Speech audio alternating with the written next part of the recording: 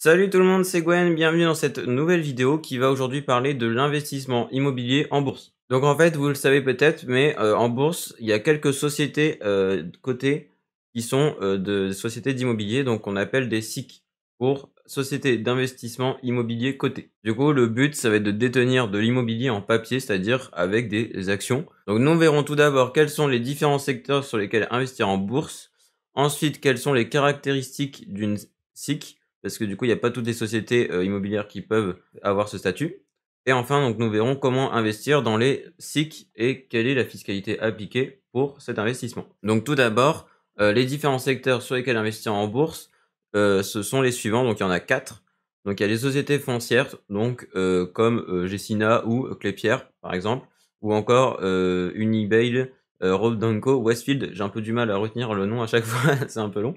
Donc en fait, du coup, c'est des entreprises qui achètent, des bureaux ou, des centres commerciaux, par exemple. Ça peut être aussi du résidentiel, mais c'est un peu plus rare et qui vont après le louer et faire du coup de l'immobilier locatif, mais, pour des professionnels ou, à grande échelle. Donc souvent après, donc c'est assez intéressant parce que c'est assez diversifié, donc ça peut être dans plusieurs villes de France et même souvent donc dans plusieurs pays, que ce soit en Europe ou même, dans les autres continents. Et du coup, après, ça vous permet donc, comme si vous allez de détenir une partie de cet immobilier locatif. Ensuite, vous pouvez avoir donc les entreprises de construction, donc comme Bouygues, Vinci ou Eiffage, donc qui s'occupent donc de construire les bâtiments, les autoroutes, enfin tout ce qui est la construction. Donc là, en fait, ça va plus être des entreprises aussi assez cycliques parce qu'en fait, ça va dépendre du moment où il y a une nouvelle maison à construire. Comme en fait, on construit des maisons par cycle de consommation et que il y a des années, on va construire beaucoup, d'autres années beaucoup moins.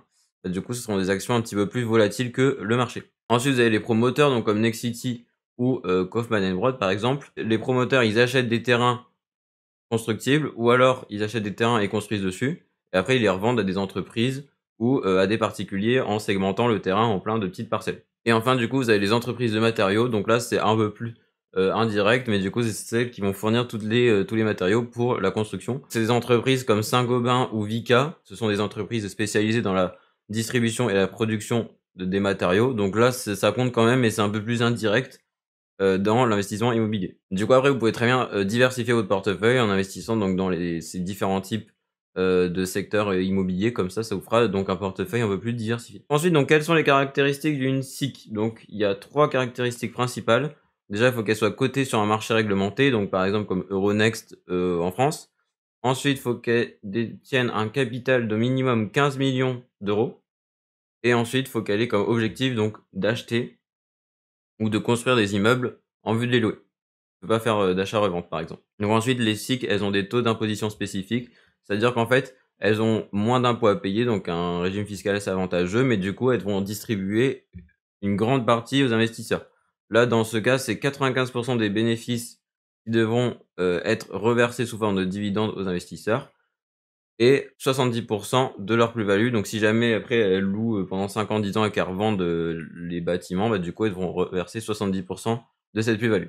Donc du coup, en fait, les actions de ces sociétés, c'est plus des actions à dividendes, donc elles auront souvent un rendement de 4, 5, 6%. Ça peut être assez intéressant si vous cherchez à investir dans l'immobilier et aussi avoir des revenus réguliers, comme si vous faisiez du locatif, quoi.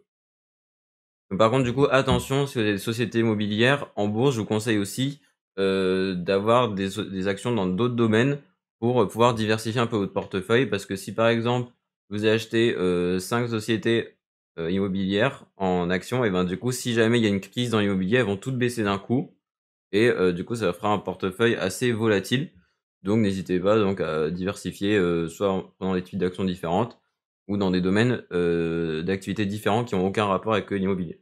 Après, vous pouvez aussi donc diversifier très bien les territoires. Donc, si jamais il y a des entreprises qui investissent plus en France ou en Europe, donc allez investir aussi dans des entreprises qui ont des locaux en Asie ou en Amérique, par exemple. La fiscalité des SIC et d'investissement immobilier en bourse, en fait, vous pourrez pas investir dans des SIC avec un PEA, donc plan d'épargne en action.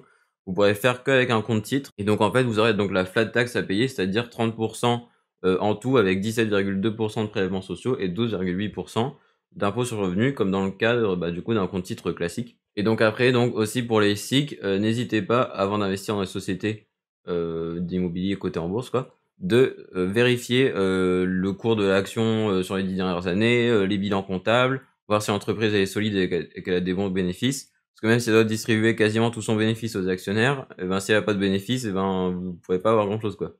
Et du coup, n'hésitez pas à prendre un peu de temps à comparer, même plusieurs actions entre elles et à en prendre qu'1 ou 2 au final. Vaut mieux prendre son temps quoi, plutôt que de rater, son investissement et de se précipiter. Enfin aussi, vous pouvez donc investir dans des, SIC avec quelques assurances vie. Alors il y en a vraiment pas beaucoup qui le font, mais c'est possible.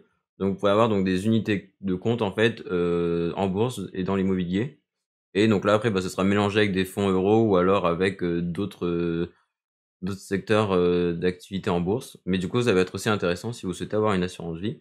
Du coup, attention, si vous voulez une assurance vie, à bien vérifier les frais de gestion et aussi, les frais d'entrée, les frais de sortie et bah, essayez de trouver tout simplement l'assurance vie qui a les frais les plus faibles possibles et qui vous convient le mieux. C'est la fin de cette vidéo, j'espère qu'elle vous aura plu. On se dit à très vite, portez-vous bien.